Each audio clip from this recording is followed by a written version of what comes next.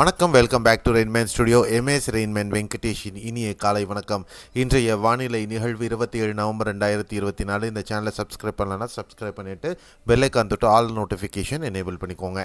இன்றைய வானிலை நிகழ்வு நம்ம பார்க்கலாம். இன்றைய வானிலை நிகழ்வு பொறுத்தவரையிலும் தீவிர ஆழ்ந்த தாழ்வு மண்டலம், அதாவது டீப் டிப்ரெஷன், இலங்கைக்கு ஒட்டிய பகுதிகளில் நிலவி கொண்டு இருக்கிறது. இது மெதுவாக நகர்ந்து வருகிறது. அதே நேரத்தில் இன்றைக்கி இந்த விளக்கு படத்தில் பார்த்தீங்கன்னா உங்களுக்கு தெரியும், இந்த பக்கம் வங்கக்கடல், அந்த பக்கம் அரபிக்கடல் பக்கத்தில் ஒரு உயரழுத்தம், அரபிய உயரழுத்தம், இந்த பக்கத்தில் வங்கக்கடல் பகுதிகளில் இந்தோ பசிபிக் உயரழுத்தம். இந்த இரண்டு உயரழுத்தங்கள் செலுத்தக்கூடிய காற்றின் விசை இந்த மாதிரி இருக்கும். இந்த அமைப்பில் ஏற்படக்கூடிய உந்துதல் காரணமாக இனிஷியலாக இந்தோ பசிபிக் உயரழுத்தத்தினால இந்த சரணம் இலங்கையிலிருந்து சற்று அகன்று கொஞ்சம் வடகிழக்காக நகர்ந்து வரும்.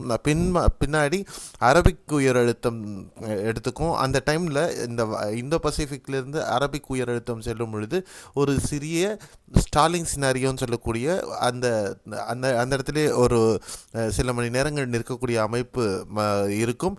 அதுக்கு பின்னாடி இது முழுவதுமாக வடமேற்கு திசையில் நகர்ந்து கடலூர்லேருந்து சென்னைக்கு இடைப்பட்ட பகுதிகளில் வந்து கரையை கடக்கும் அப்படிங்கிறது தான் எதிர்பார்க்கக்கூடிய எதிர்பார்ப்பு. இன்று மாலை அல்லது இரவுக்குள்ளாக அது ஒரு பெங்கால் புயலாக, இப்போது இலங்கை நிலப்பரப்பில் இருந்து அதனோட சுழற்சியினுடைய தாக்கம் இருக்குது. அது சற்று அகன்று வந்ததுக்கு அப்புறமா இன்று மாலை இரவு அது ஒரு பெங்கால் புயலா அப்படின்னு சொல்லிட்டு ஃபார்ம் ஆகிறதுக்கு வாய்ப்பு இருக்குது. அதுக்கப்புறமா இந்த ஸ்டாலிங் சினாரியோ வரும். அந்த ஸ்டாலிங் சினாரியோக்கு அப்புறமா மீண்டும் இது வடமேற்கு திசையில் நகர்ந்து இது உள்ளே நகர வாய்ப்புகள் இருக்கக்கூடும் அப்படின்னு எதிர்பார்க்க. இது வானிலை படிமங்களினுடைய கூற்றின் அடிப்படையில் நம்ம கொடுத்துருக்கக்கூடிய ஒரு விளக்கம். அடுத்து சேட்டலைட் பிக்சர், வானிலை புகைப்படம். நம்ம இன்று காலை 5:30 எடுக்கப்பட்ட இந்த புகைப்படத்தில் உங்களுக்கு கிளியராக இப்போ நீங்கள் முன்னாடி படத்தில் பார்த்தா மாதிரி இந்த சுழற்சி இலங்கை ஒட்டி எப்படி இருக்கோ அது சுழற்சியினுடைய அமைப்பு இருப்பதை நீங்கள் பார்க்க முடியும். மேகங்கள், அடர்த்தியான மழை மேகங்கள் டெல்டா பகுதிகளுக்கு வரும் அடுத்த வரக்கூடிய மணிக்கூறுகளில் அப்படின்னு நம்ம எதிர்பார்க்கலாம். அடுத்து இசிஎம்எஃப் என்சம்பிள்ஸ், நம்ம வந்து இசிஎம்எஃப் தான் பார்க்குறோம். ஜிஎஃப்எஸில் பல இது இருக்குது, பல இன்டர்பிரிட்டேஷன்ஸ் இருக்குது. அதனால் அதனுடைய எக்ஸாக்டான பாத் வந்து நம்மளுக்கு கிடைக்காது.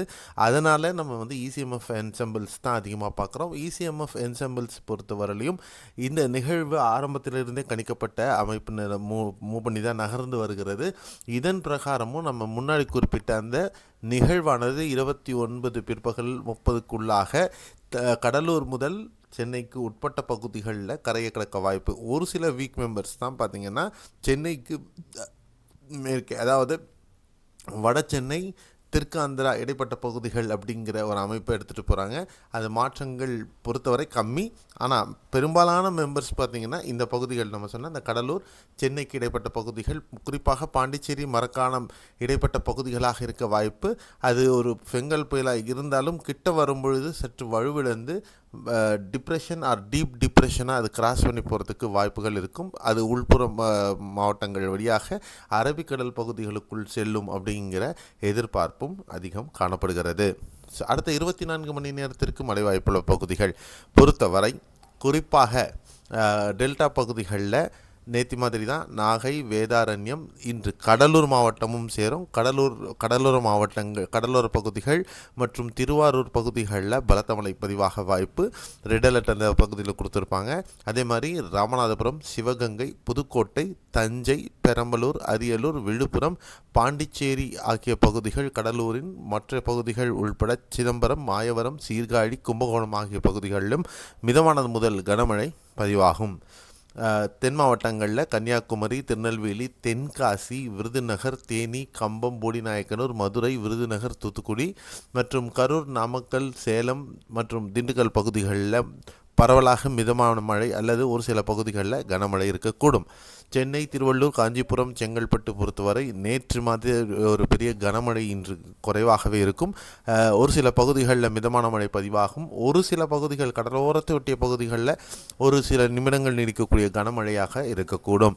மேலும் இன்று இரவு அந்த பெங்கால் புயல் உருவானதுக்கு அப்புறம் தான் கடலோர மாவட்டங்கள் குறிப்பாக சென்னை, திருவள்ளூர், காஞ்சிபுரம், செங்கல்பட்டு பகுதிகளில் மழை வீரியம் அதிகரிக்க தொடங்கும். நேற்றை பொறுத்தவரை இன்று இந்த பகுதிகளில் சற்று மழை குறைவாகவே இருக்கலாம்.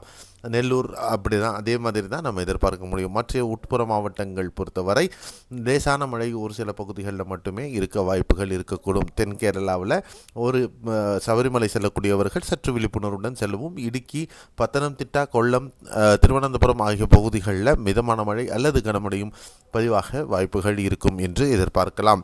இதுதான் இந்த அடுத்த 24 மணி நேரத்திற்கு நம்ம எதிர்பார்க்கக்கூடிய மழையின் அமைப்பு. அடுத்து நம்ம இன்று இரவு முடிஞ்சால் நம்ம ஒரு நேரலை பண்ண போகிறோம். அந்த நேரலையில் உங்கள் கேள்வி பதில் எதுவாக இருந்தாலும் கேட்கலாம். நேரம் முன்கூட்டியே உங்களுக்கு அறிவிக்கப்படும். இதுதான் இன்றைய வானிலை நிகழ்வினுடைய தொகுப்பு. நேரலை ஃபேஸ்புக்கில் இருக்கும். மீண்டும் அடுத்த காணொளி நம்ம நாளை காலையில் சந்திக்கலாம். அதுவரை உங்களிடமிருந்து விடைபெறுகிறேன். நன்றி, வணக்கம், bye bye, see you, have a nice day.